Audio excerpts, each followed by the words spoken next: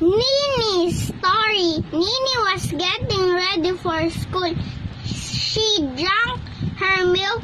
She ate rice and fish. She ate a piece of papaya. Then she went to school. She read and sang in school. She played with her classmates. Number 1. What did Nini eat? A. Breakfast. B. Lunch. C. Supper. The answer in number 1 is A. Breakfast. Number 2. Was she happy in school? A. Yes. B. No. C. Maybe. The answer in number 2 is A. Yes. Number 3. What made her feel good in school? A. She came early. B. She read a story.